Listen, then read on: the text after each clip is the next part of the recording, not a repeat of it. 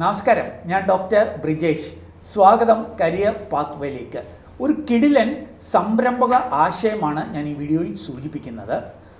7 ലക്ഷം രൂപ ഇങ്ങോട്ട് കിട്ടിക്കൊണ്ട് ബിസിനസ് ആരംഭിക്കുവാനായിട്ടുള്ള ഒരു അവസരം. എന്ന് മാത്രവുമല്ല, നമ്മളുടെ ബിസിനസ്സിൻ്റെ ചെലവുകൾക്ക് വേണ്ടിയിട്ട് 100% ഉറപ്പായിട്ടും ബാങ്കിൽ നിന്ന് ലോൺ കിട്ടുവാൻ സാധ്യതയുള്ള ഒരു അവസരം. ബിസിനസ് ആരംഭിച്ചാൽ എല്ലാ മാസവും 15,000 രൂപ ഗവൺമെൻറ്റിൽ നിന്ന് ബിസിനസ് റൺ ചെയ്യുവാനായിട്ട് ഇങ്ങോട്ട് കിട്ടുന്ന ഒരു അവസരം. ഓർക്കുക, വെറും 110 സ്ക്വയർ ഫീറ്റ് സ്പേസ് കൊണ്ട് നമുക്ക് ആരംഭിക്കാൻ പറ്റുന്ന ഒരു ബിസിനസ് സംരംഭം. അപ്പോൾ അങ്ങനെ ഒരു സംരംഭത്തെക്കുറിച്ചാണ് ഞാൻ ഈ വീഡിയോയിൽ പരിചയപ്പെടുത്തുന്നത്. എന്ന് മാത്രവുമല്ല, ഈ സംരംഭത്തിലൂടെ വിൽപ്പന നടത്തുമ്പോൾ മിനിമം 22% പ്രോഫിറ്റ് ലഭ്യമാകും. എന്ന് മാത്രവുമല്ല, ഈ സംരംഭത്തിന് വേണ്ട സ്റ്റോക്ക് അത് 30 ദിവസത്തെ ക്രെഡിറ്റിൽ നമുക്ക് ലഭ്യമാവുകയും ചെയ്യും. അപ്പോൾ അങ്ങനെ വളരെ ആകർഷകമായിട്ടുള്ള ഒരു അവസരം, ആ അവസരമാണ് ഞാൻ ഈ വീഡിയോയിൽ പരിചയപ്പെടുത്തുന്നത്. ഇത് മനസ്സിലാക്കുവാനായിട്ട് നിങ്ങൾ ഈ വീഡിയോ പൂർണ്ണമായിട്ട് കാണുക. ഒരു എക്സ്പേർട്ടുമായിട്ട് സംവദിച്ചുകൊണ്ടാണ് ഈ ഒരു അവസരം നമ്മൾ അനാവരണം ചെയ്യുന്നത്. അപ്പോൾ ഈ വീഡിയോയിലേക്ക് കിടക്കുന്നതിന് മുമ്പായിട്ടൊരു ചെറിയ കാര്യം, ഈ വീഡിയോ ചാനൽ ഇതുവരെയും സബ്സ്ക്രൈബ് ചെയ്തെങ്കിൽ ദയവായിട്ട് ഒന്ന് സബ്സ്ക്രൈബ് ചെയ്യുക. അങ്ങനെയാണെങ്കിൽ എല്ലാ ദിവസവും വൈകുന്നേരങ്ങളിൽ നമ്മുടെ ചാനലിൽ അപ്ലോഡ് ചെയ്യുന്ന ഇതേപോലെയുള്ള സംരംഭക അവസരങ്ങൾ, അല്ലെങ്കിൽ തൊഴിൽ അവസരങ്ങൾ, അല്ലെങ്കിൽ കരിയർ അറിവുകൾ ഒക്കെ നിങ്ങൾക്ക് ലഭ്യമാകും. വീണ്ടും സ്വാഗതം കരിയർ പാത്വേയിലേക്ക്.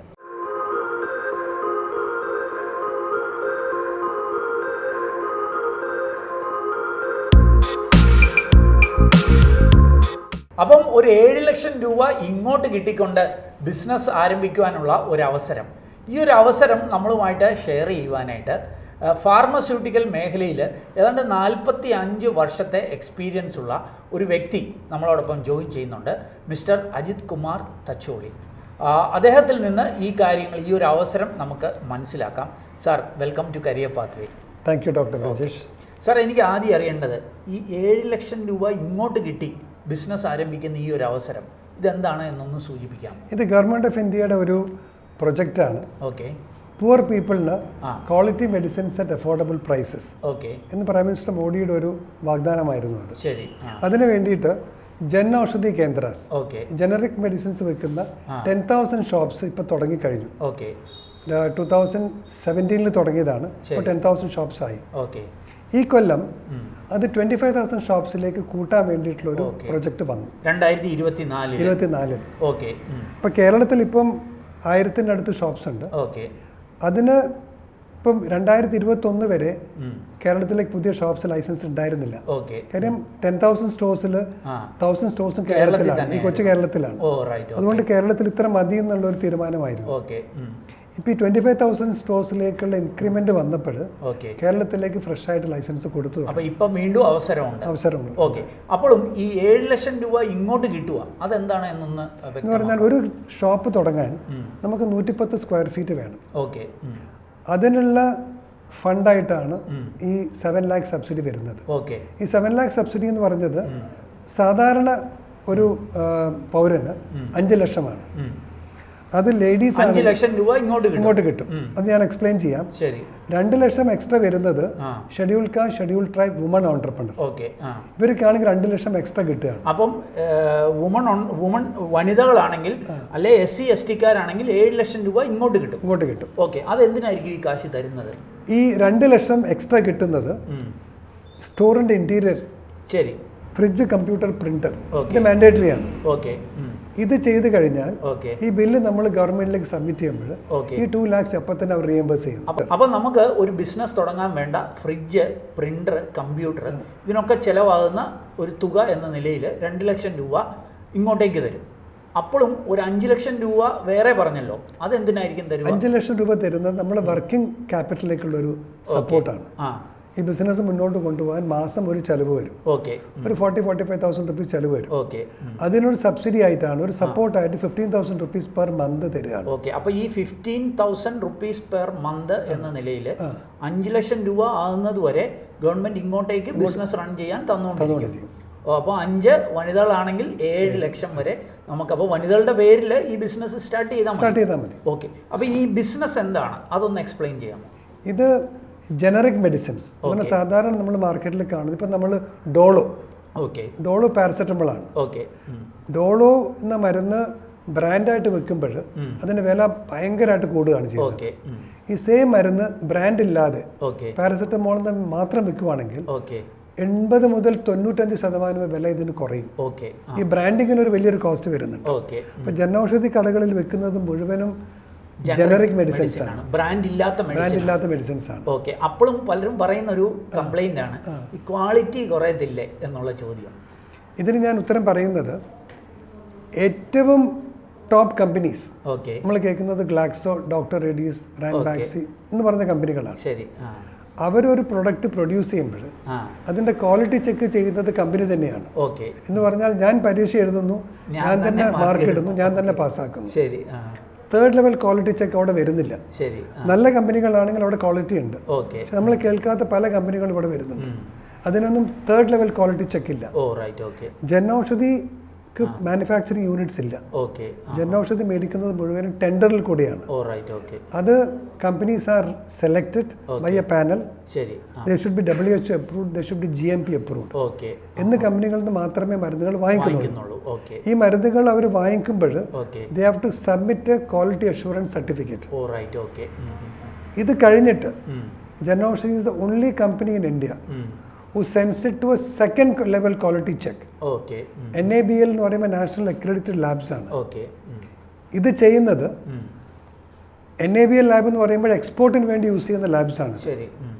ഇതിലേക്ക് ടെസ്റ്റ് ചെയ്ത് റിപ്പോർട്ട് കിട്ടിയതിന് ശേഷം മാത്രമേ മരുന്നുകൾ വിപണിയിലേക്ക് ഇറക്കുന്നുള്ളൂ. ഇങ്ങനെ ചെയ്യുന്ന ഒരു കമ്പനി ഇന്ത്യയിലില്ല. 2 level quality testing. പിന്നെ വേറെ കാര്യം കൂടിയുണ്ട്. റൂട്ടീനായിട്ട് എല്ലാ മെഡിക്കൽ ഷോപ്പുകളിലും ജനൌഷധി മരുന്നുകൾ പിക്ക് ചെയ്യുന്നു. ഇത് വീണ്ടും ക്വാളിറ്റി ടെസ്റ്റിന് അയക്കുന്നു. ഇത്രയും ക്വാളിറ്റി ആയിട്ട് മരുന്നുകൾ മാർക്കറ്റിലേക്ക് ഇറക്കുന്നത് കൊണ്ട് CDSCO ഗവൺമെന്റിന്റെ ഒരു ക്വാളിറ്റി ചെക്കിംഗ് അതോറിറ്റിയാണ്. അവരുടെ കഴിഞ്ഞ കൊല്ലത്തെ റിപ്പോർട്ടിൽ ബ്രാൻഡഡ് മെഡിസിൻസിന്റെ ക്വാളിറ്റി കുറഞ്ഞ മെഡിസിൻസ് NSQ എന്ന് പറയും, നോൺ സെയിലബിൾ ക്വാളിറ്റി, അത് 3.3% ജനൌഷധി 0.3% ആയിരുന്നു.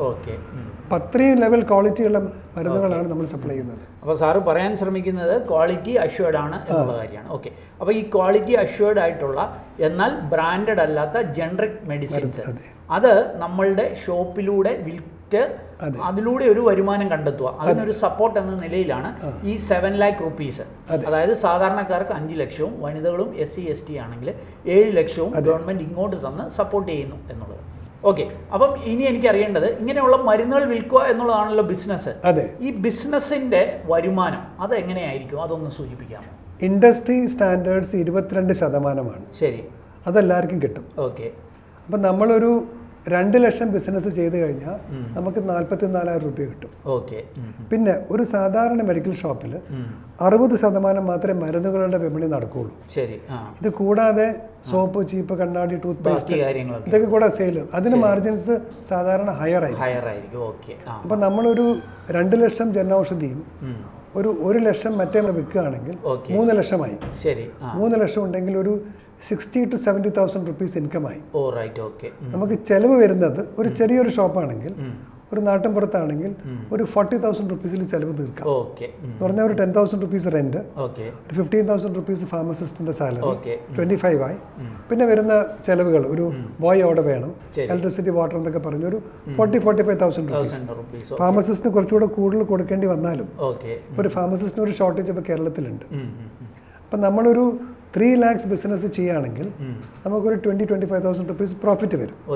ഇത് ഇനീഷ്യൽ ഇയറിലൊരു പ്രോബ്ലമാണ് ഇത്. സെയിൽസ് കൂടുന്തോറും നമ്മളെ cost will remain almost same. ഒരു ഫാർമസിസ്റ്റും ഒരു ബോയിനും വെച്ചിട്ട് നമുക്ക് 4-5 ലക്ഷം സെയിൽസ് ചെയ്യാം. 5 ലക്ഷം സെയിൽസ് ചെയ്യുകയാണെങ്കിൽ പ്രോഫിറ്റ് ഇസ് ക്വൈറ്റ് ഹൈ. അപ്പോൾ എൻ്റെ ഒരു ചോദ്യം, 1000-ഓളം ജനൌഷധി ഓൾറെഡി ഉണ്ടെന്ന് പറഞ്ഞു, ഇനി പുതിയത് വരാനുള്ള ഒരു മാർക്കറ്റ് ഉണ്ടോ നമ്മുടെ നാട്ടിൽ? സർ, കേരളത്തിൽ 33,000 ബ്രാൻഡഡ് മെഡിക്കൽ ഷോപ്സ് ഉണ്ട്. 33,000 ബ്രാൻഡഡ് ഷോപ്സ് ഉണ്ട്. അപ്പോൾ ഇത് 1000 എന്ന് പറഞ്ഞാൽ ഒന്നും ആയിട്ടില്ല. ഇതൊരു സെപ്പറേറ്റ് മാർക്കറ്റാണ്. ശരി. ബ്രാൻഡഡ് മരുന്നുകൾ വാങ്ങിക്കുന്ന ആൾക്കാർ ബ്രാൻഡഡ് ഷോപ്പുകളിലേക്ക് പോകുള്ളൂ. ഇത് കുറച്ചുകൂടെ അവയർനെസ് ഉള്ള ആൾക്കാർ, പ്രൈസ് ഇത്രയും ഡിഫറൻസ് വരുന്നുണ്ട്. ഞാനൊരു എക്സാമ്പിൾ പറയാം. എൻ്റെ വീട്ടിൽ എൻ്റെ father in law, mother in ലോൻ്റെ മെഡിക്കൽ ബില്ല് ഒരു 7,000 to 8,000 rupees ആയിരുന്നു. ഇപ്പോൾ ജനൌഷധിയിലേക്ക് മാറിയപ്പോൾ 1000 രൂപയിൽ താഴെയാണ് അതേ മരുന്നുകൾ, ശരി, same chemicals, only thing there is no brand. Okay. അപ്പോഴും നമ്മൾ ഈ 7 ലക്ഷം രൂപ ഇങ്ങോട്ട് കിട്ടുമെന്ന് പറഞ്ഞു. അതെ. പക്ഷെ നമുക്കൊരു ഇനീഷ്യൽ ഇൻവെസ്റ്റ്മെന്റ് ഇല്ലേ, നമ്മൾ മുടക്കേണ്ട ഒരു തുകയില്ലേ, അത് എത്രയുണ്ടാകും, അത് എന്തൊക്കെ ചെലവുകൾ വരും, അതൊന്ന് സൂചിപ്പിക്കാം. ഫസ്റ്റ് ചെലവ് വരുന്നത് നമ്മളൊരു ഷോപ്പ് വാടകയ്ക്ക് എടുക്കാൻ നമ്മളൊരു അഡ്വാൻസ് കൊടുക്കണം. ഓക്കെ. അപ്പോൾ നമുക്ക് സ്വന്തം ഈ ഒരു 110 ആണ് മിനിമം സ്ക്വയർ ഫീറ്റ് അല്ലേ, അത് സ്വന്തമായിട്ടൊരു ഒരു കെട്ടിടം നമുക്കുണ്ടെങ്കിൽ ആ ഒരു എക്സ്പെൻസ് വരുന്നില്ല. വാടകയ്ക്ക് എടുക്കണമെങ്കിൽ അതിന്റെ ഒരു സെക്യൂരിറ്റി എന്ന നിലയിൽ കൊടുക്കേണ്ട ഒരു ചിലപ്പോൾ 1 lakh ചോദിച്ചെന്ന് വരും. ശരി, ഓക്കെ. പിന്നെ ഇതിനൊരു ഗുണമുള്ളത് ഇത് സെൻട്രൽ ഗവൺമെന്റിന്റെ സ്കീമാണ്. ഓക്കെ. 7 ലക്ഷം സബ്സിഡി ഉണ്ട്. ഓക്കെ. നമ്മൾ ഈ ഒരു പ്രൊജക്ട് റിപ്പോർട്ട് അത് നമുക്ക് ഫ്രീ ആയിട്ട് ലോക്കൽ പഞ്ചായത്തിന് അത് ചെയ്ത് കിട്ടും. ഓക്കെ. അത് സ്റ്റേറ്റ് ഗവൺമെന്റിന്റെ ഒരു സ്കീമാണ്. പ്രൊജക്ട് റിപ്പോർട്ട് വേണം, പക്ഷെ അത് പഞ്ചായത്തിൽ നിന്ന് അവർ ചെയ്തു തരും. ഓക്കെ. ഇതുമായിട്ട് നമ്മളൊരു ബാങ്കിലേക്ക് പോവുകയാണെങ്കിൽ 100% നമുക്ക് മുദ്രാ ലോണോ അല്ലെങ്കിൽ നാരിശക്തി ലോണോ കിട്ടിയിരിക്കും. കാര്യം അവർ കൊളാട്രൽ അതിന്റെ ആവശ്യം വരുന്നില്ല. കാര്യം സെക്യൂർഡ് ലോണാണ്. 10 ലക്ഷത്തിൽ 7 lakh സെക്യൂർഡ് ആണ്. നമുക്ക് 15,000 കിട്ടുന്ന മന്ത്ലി റവന്യൂ സബ്സിഡി നമുക്ക് EMI അടക്കാം. അപ്പം സാറ് പറയാനായിട്ട് ശ്രമിക്കുന്നത് നമുക്ക് ലോൺ കിട്ടും എന്നുള്ളത്. അപ്പോൾ എൻ്റെ ചോദ്യത്തിന് ഉത്തരം പറഞ്ഞിട്ടില്ല. ആദ്യം എന്ത് ഇൻവെസ്റ്റ്മെന്റ് വേണ്ടി വരും? ഒരു റൂം വാടകയ്ക്ക് എടുക്കുന്നതിന്റെ സെക്യൂരിറ്റി കൊടുക്കുന്ന ചെലവ്, വേറെ എന്തൊക്കെ ചെലവുകൾ? പിന്നെ ബാങ്കിൽ ചെല്ലുമ്പോൾ ബാങ്ക് 80 to 85% ലോൺ തരുള്ളൂ. ഓക്കെ. ആ ബാലൻസ് എമൗണ്ട് ഓക്കെ. ഇപ്പം നമ്മൾ 10 ലക്ഷം ലോൺ എടുക്കുകയാണെങ്കിൽ ഒരു 1.5 ലക്ഷം നമ്മളെ കയ്യിൽ കാണണം. ശരി.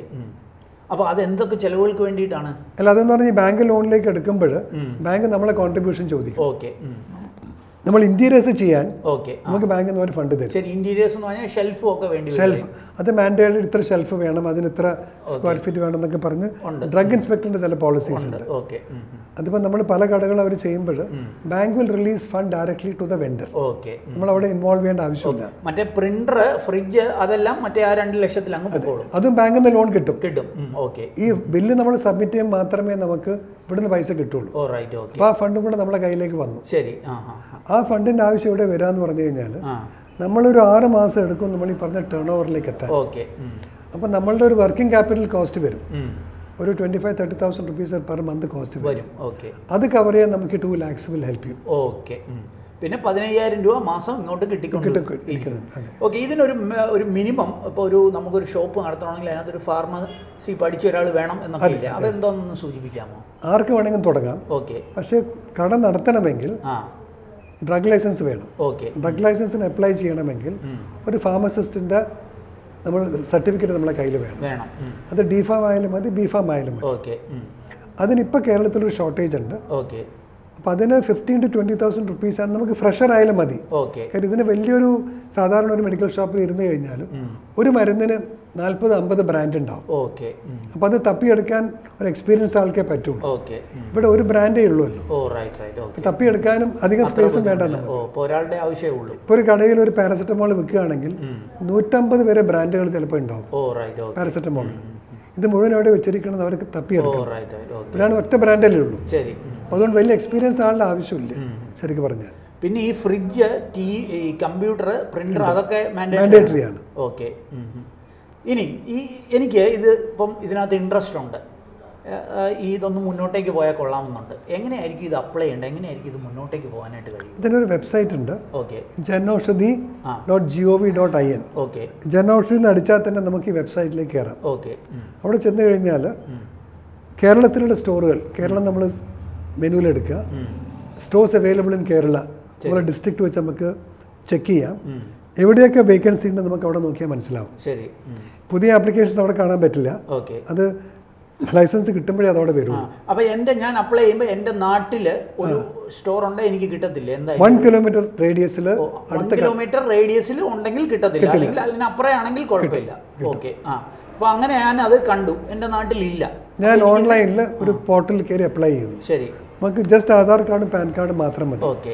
ഇത് വെച്ച് നമ്മൾ അപ്ലൈ ചെയ്യുന്നു. ശരി. അപ്ലൈ ചെയ്യുമ്പോൾ ഇമ്മീഡിയറ്റ്ലി നമുക്ക് അവിടെ നിന്ന് റിപ്ലൈ വരും. കാര്യം ഇതിന് വലിയ ചെക്കിംഗ് ഒന്നുമില്ല, ആർക്ക് വേണമെങ്കിൽ അപ്ലൈ ചെയ്യാം.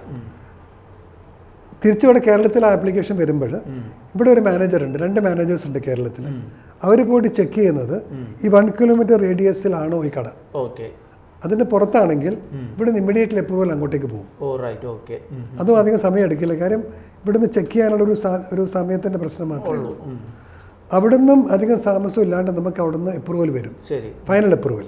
അതിനകത്തൊരു പറയും 45 ഡേയ്സിനകം നിങ്ങൾ കടയെടുത്തിട്ട് നിങ്ങൾ ഡ്രഗ് ലൈസൻസിന് അപ്ലൈ ചെയ്തിട്ട് ഡ്രഗ് ലൈസൻസ് കൂടെ നിങ്ങൾ തിരിച്ചുകൊണ്ട് അയക്കാൻ പറയും. അത് 45 ഡേയ്സിനുള്ളിൽ ചിലപ്പോൾ താമസിക്കും, കാര്യം ഡ്രഗ് ലൈസൻസ് ചിലപ്പോൾ താമസിക്കും. പിന്നെ നമ്മൾ ആദ്യം കടയെടുത്ത് വെക്കരുത്, കാരണം കടയെടുത്ത് കഴിഞ്ഞാൽ നമുക്ക് കിട്ടിയില്ലെങ്കിൽ ഇതിന് വാടക കൊടുക്കണം. നമുക്ക് ഫസ്റ്റ് അപ്രൂവൽ കിട്ടിയതിന് ശേഷം മാത്രമേ നമ്മൾ കട എടുക്കേണ്ട ആവശ്യമുള്ളൂ. ഇത് കിട്ടിക്കഴിയുമ്പോൾ 45 ഡേയ്സിനകം നമുക്ക് ഡ്രഗ് ലൈസൻസ് കിട്ടിയിരിക്കണം. കിട്ടിയില്ലെങ്കിൽ നമുക്ക് ടൈം ചോദിക്കാം, we can say some delay എന്ന് പറയാം. ഇത് കിട്ടിക്കഴിയുമ്പോൾ അവിടെ നമുക്ക് സ്റ്റോർ കോഡ് വരും. സ്റ്റോർ കോഡ് കിട്ടിക്കഴിഞ്ഞാൽ you can start to purchase. ഇതിനുള്ളൊരു സോഫ്റ്റ്വെയർ ഉണ്ട്, ഇറ്റ്സ് ഹൈ ടെക് സോഫ്റ്റ്വെയർ ആണ്, അതും ഗവൺമെന്റ് ഫ്രീ ആയിട്ട് തരികയാണ്, ബില്ലിംഗ് സോഫ്റ്റ്വെയർ. എന്ന് മാത്രമല്ല ഈ സാധനം നമുക്ക് ക്രെഡിറ്റിൽ കിട്ടുകയും ചെയ്യും അല്ലേ? 30 ഡേയ്സ് ഫസ്റ്റ് പർച്ചേസ് മാത്രം അഗെയിൻസ്റ്റ് ക്യാഷ് ആണ്. അത് കഴിഞ്ഞാൽ 30 ഡേയ്സ് ക്രെഡിറ്റിൽ അവർക്ക് 30 ദിവസം കഴിഞ്ഞ് കാശ് കൊടുത്താൽ അപ്പോൾ വിറ്റ് കഴിഞ്ഞിട്ട് കാശ് കൊടുത്താൽ. കാര്യം പറഞ്ഞാൽ നമ്മൾ അധികം സ്റ്റോക്ക് വാങ്ങിച്ചു വെക്കേണ്ട ആവശ്യമില്ല. കാര്യം നമ്മളെ സപ്ലൈസ് എവറി സെക്കൻഡ് ഡേ. ഇപ്പോൾ സിറ്റിയിലാണെങ്കിൽ എവറി ഡേ സപ്ലൈ ഉണ്ട്. അപ്പോൾ ഇത് മരുന്ന് കഴിക്കുന്ന ഒരു 90% ആൾക്കാരും ലൈഫ് സ്റ്റൈൽ ഡിസീസിന് വേണ്ടി മരുന്ന് കഴിക്കുന്ന ആൾക്കാരാണ്. അപ്പോൾ ഡയബറ്റീസ്, ഹൈപ്പർ ടെൻഷൻ, കൊളസ്ട്രോൾ എന്ന് പറഞ്ഞ് ഇവർ മരുന്ന് തീരുമ്പോഴല്ല നമ്മളെടുത്ത് വരിക, തീരാറാകുമ്പോൾ അവർ വരും. നാളെ തരാന്ന് പറഞ്ഞാലും പ്രശ്നമില്ല. അത്യാവശ്യം എമർജൻസി ഇവിടെ വരുന്നില്ല. അപ്പോൾ നമുക്ക് നാളെ വരാമെന്ന് പറഞ്ഞ് ഇവിടെ ഓർഡർ ചെയ്ത് കഴിഞ്ഞാൽ നാളെ സാധനം അവിടെ കിട്ടും. ഈ സാറ് ഈ മേഖലയിൽ ഒരു 40-45 വർഷത്തെ എക്സ്പീരിയൻസ് ഉള്ള ഒരു വ്യക്തിയാണ്. അതിലുപരി ഈ ജൻ ഔഷധിയുമായിട്ട് എങ്ങനെയാണ് സാറ് കണക്ട് ആയിരിക്കുന്നത്, അതുകൂടെ ഒന്ന് സൂചിപ്പിക്കാം. ഞാൻ ജൻ ഔഷധി ഇവരിവിടെ തുടങ്ങിയ സമയത്ത് 2014 പഴയ മൻമോഹൻ സിംഗിന്റെ സമയത്ത് തുടങ്ങിയ ഒരു ഐഡിയ ആണിത്. അന്ന് അവർ 300 കട തുടങ്ങി ഓൾ ഇന്ത്യയിൽ. അത് 3 കൊല്ലം കൊണ്ട് എല്ലാം അടച്ചുപോയി. അത് ഫെയിലിയർ ആയിരുന്നു. പിന്നെയും ജൻ ഔഷധി വന്നപ്പോൾ ആൾക്കാർക്ക് എടുക്കാൻ താല്പര്യം ഉണ്ടായിരുന്നു. അപ്പൊ ഞാൻ അന്ന് ഡൽഹിയിൽ വർക്ക് ചെയ്യാണ്. ഇതിനെപ്പറ്റി അറിഞ്ഞപ്പോൾ ഞാൻ ഡിസ്ട്രിബ്യൂഷൻ എടുത്തു. അന്ന് കേരളത്തിൽ ഒറ്റ കടയുള്ളൂ. പിന്നെ നമ്മൾ കേരളത്തിലെ ഫസ്റ്റ് ഡിസ്ട്രിബ്യൂട്ടറാണ്. അന്ന് നമ്മൾ കുറെ അധികം നമ്മൾ പാടുപെട്ടു. കാര്യം ഇതൊരു ഐഡിയ ആർക്കും മനസ്സിലായി. കൊച്ചിയിലാണോ ആരംഭിച്ചത്? തൃശ്ശൂരായിരുന്നു ആരംഭിച്ചത്. പിന്നെ ഇതൊരു ഐഡിയ ആൾക്കാർക്ക് മനസ്സിലായില്ല. കാര്യം ഒരു മെഡിക്കൽ ഷോപ്പ് മുന്നോട്ട് പോകണമെങ്കിൽ പ്രിസ്ക്രിപ്ഷൻ വേണം.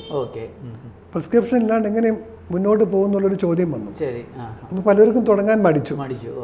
ഏറ്റവും കൂടുതൽ കട തുടങ്ങിയിരിക്കുന്നത് മെഡിക്കൽ ഷോപ്പ് ഇല്ലാത്ത ആൾക്കാരാണ്. മെഡിക്കൽ ഷോപ്പ് നടത്തുന്ന ഒരാൾക്ക് ഇതിന്റെ ഒരു ലോജിക്ക് മനസ്സിലാവില്ല. കാര്യം എങ്ങനെ പക്ഷെ കേരളത്തില് എഡ്യൂക്കേറ്റഡ് പീപ്പിൾ റിയലൈസ് ദാറ്റ് ഇതിനൊരു വ്യത്യാസമുണ്ട്. ഇത്രയും വ്യത്യാസം ഉണ്ടെങ്കിൽ പിന്നെ അവർക്ക് സംശയം ക്വാളിറ്റി ആയിരുന്നു. അതും കൂടെ പറഞ്ഞപ്പോഴും കേരളത്തിലാണ് ഇപ്പൊ ഏറ്റവും കൂടുതൽ സെയിൽസ് നടക്കുന്ന ഒരു ഏരിയ. ഇപ്പൊ സാറ് കേരളത്തിലെ ഓൾ കേരള ഡിസ്ട്രിബ്യൂട്ടറാണ്. അത് ശരി. അത് എത്ര കൊല്ലമായിട്ട് ഇത് ചെയ്യുന്നു? ഞാൻ 2016 മുതൽ. അന്ന് തുടങ്ങിയപ്പോൾ ഒരു സ്റ്റോർ ആയിരുന്നു. ഇപ്പൊ 1100 സ്റ്റോർ ഉണ്ട്. ഇനി ഒരു 1000 സ്റ്റോറും കൂടെ കേരളത്തിൽ വരാനുള്ള സാധ്യതയാണ്. ഇനിയും ഒരു സാർ ഇതിനൊരു മാർക്കറ്റ് പൊട്ടൻഷ്യൽ ഉണ്ടെന്ന് പറഞ്ഞു. ഒരു കാര്യം കൂടെ എനിക്ക് അറിയാനായിട്ടുള്ളത്, മാർക്കറ്റ് പൊട്ടൻഷ്യൽ ഉണ്ടെങ്കിൽ എങ്ങനെ ആളുകളെ നമ്മുടെ ഈ സ്റ്റോറിലേക്ക് അട്രാക്ട് ചെയ്യാനായിട്ട് പറ്റും? കൂടുതലും മറ്റ് മെഡിക്കൽ ഷോപ്പുകൾ തേടി പോകുമ്പോൾ ഈ ജൻ ഔഷധി ഓഫ് കോഴ്സ് വിലക്കുറവാണ് എന്നുള്ളൊരു ഫാക്ടറുണ്ട്. എന്നാൽ പോലും എങ്ങനെ ഇവരെ അട്രാക്ട് ചെയ്യാനായിട്ട് പറ്റും? ഒരു ഓൺട്രപ്രണറാണ് നമ്മൾ. ഈ ബിസിനസ് സക്സസ്ഫുൾ ആണെങ്കിൽ നമ്മൾ ഫുള്ളി ഇൻവോൾവ് ആയിരിക്കണം. നമ്മളുടെ ചുറ്റുപാടുള്ള ഒരു 500 ഫാമിലീസിന് നമ്മൾ പേഴ്സണലി കോൺടാക്ട് ചെയ്യണം.